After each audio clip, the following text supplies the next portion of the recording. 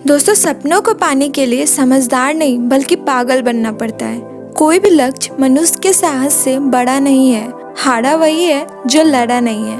आप कब तक हार नहीं मान सकते हैं। 1 बिजनेस, 4 बिजनेस, 5 बिजनेस, 10 बिजनेस के फेल होने के बाद तो खुद में भी ये सोचने लगते हैं ये मेरे लिए बना ही नहीं है और हार करके क्विट कर देते हैं।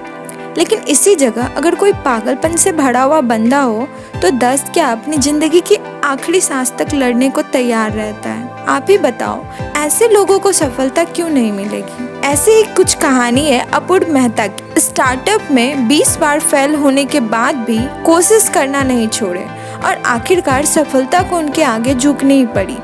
उन्होंने स्टार्टअप के लिए अमेज़न कंपनी की भी जॉब छोड़ दी और आज अमेज़न के साथ खड़ी होने की पावर रखती है। तो आज के इस वीडियो में हम अपूर्व मेहता की ही लाइफ से जुड़ी बातें जानेंगे। बस आपसे एक रिक्वेस्ट है, वीडियो को लास्ट तक देखिएगा। तो शुरू करते हैं। अपूर्व मेहता का जन्म इंडिया में हुआ और 2000 में उनकी फैमिली कनाडा शिफ्ट हो गई। वहाँ उन्होंने यूनिवर्सिटी ऑफ वाटरलू से इंजीनियरिंग की पढ़ाई की और 2008 में ग्रेजुएट हो गए। इसके बाद उन्होंने ब्लैकबेरी, क्वालकॉम एंड अमेज़न में सप्लाई चेन इंजीनियर के तौर पर काम किया। जब वे अमेज़न में काम करते थे तभी वे शटल में रहते थे और हमेशा वे अपनी कंपनी बनाने का सोचते रहते थे। अपूर्व बताते हैं वे अमेज़न में काम करके थक चुके थे।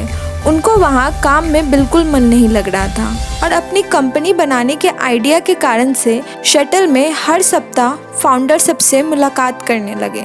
बट वहाँ पर कन्वर्सेशन में जो बातें होती थी उनको बिल्कुल समझ नहीं आता था। लेकिन फिर भी उन्होंने फाउंडर से मिलना, इन्वेस्टर से बातें करना और स्टार्टअप के बारे में बुक्स पढ़ना सब जारी रखे और अपने आइडिया पर काम करने पर वे बहुत ज़्यादा इंजॉय कर रहे थे, अमेज़न में जॉब करने से भी ज़्यादा।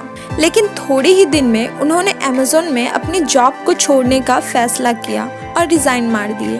तब वे अपना फुल फोकस फुल टाइम अपने आइडियाज़ पर देने लगे।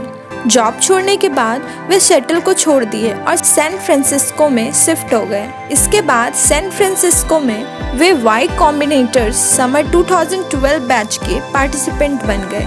आगे जाकर इंस्टाकार्ट में इनका भी बहुत योगदान रहा। अब बात थी कंपनी स्टार्ट करने की, तो अपूर्व ने एक के बाद एक स्टार्टअप शुरू किया और एक के बाद एक स्टार्टअप फेल होते गए। उनके स्टार्टअप कुछ ऐसे थे जैसे कि उन्होंने सोशल गेमिंग कंपनीज के लिए एड नेटवर्क बनाने पर काम किया था और एक लॉयर्स को सोशल नेटवर्क से कनेक्ट करने के लिए एक एप्लीकेशन डेवलप किया था, बट नहीं चला। ऐसे ही उन्होंने लगातार 20 कंपनीज को बनाने पर काम किया था जो कि एक एक करके फेल होते गई। इतनी फेलियर्स के बाद उनको ये लग रहा था कि अमेज़न में जॉब छोड़ना उनकी सबसे बड़ी गलती तो नहीं थी।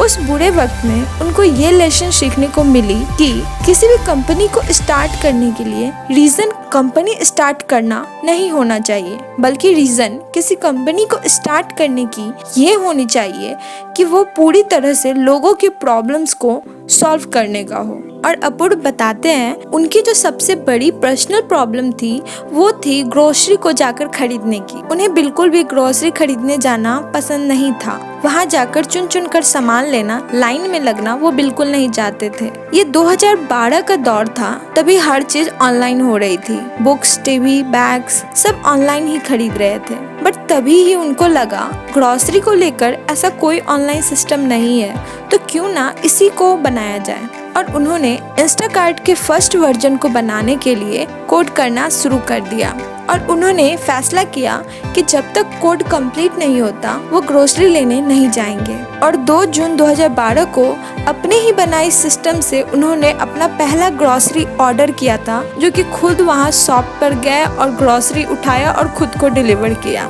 बेसिकली इस सिस्टम का ये मॉडल था। लो बजट होने के कारण से वे अपनी ट्रक या डिलीवरी सिस्टम नहीं कर सकते थे, तो उन्होंने ये लोकल शॉपकीपर से ही पार्टनरशिप करके डिलीवर करना शुरू किया। जैसे कि कोई भी ऑर्डर करता है तो 1 घंटे के अंदर में उसे डिलीवर कर दिया जाएगा और ये डिलीवरी ऑर्डर के हिसाब से वहाँ के एरिया के आसपास जो भी शॉपकीपर अवेलेबल होगा वो उनको 1 घंटे में डिलीवर कर देगा। बहुत सारी दिक्कत आई जिसको कि उन्होंने सॉल्व किया।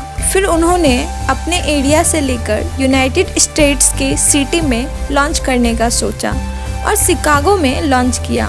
शिकागो में 3 सप्ताह के अंदर ही पहले के मुकाबले बहुत ज़्यादा डिलीवरीज हुई। फिर उन्होंने बॉस्टन में लॉन्च किया, जहाँ कि शिकागो से भी ज़्यादा जल्दी ग्रो किया। देन डीसी में लॉन्च किया, फिर और भी जगह। इसी तरह से उन्होंने यूनाइटेड स्टेट के 10 सिटीज़ में सक्सेसफुली बिजनेस को चलाया। आगे जाकर इनको बहुत सारी फंडिंग भी मिली।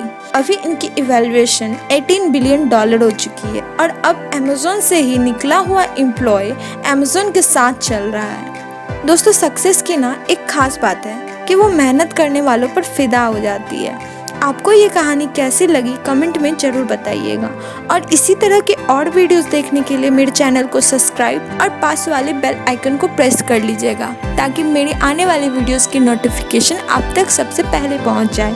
Thanks for watching. Bye bye.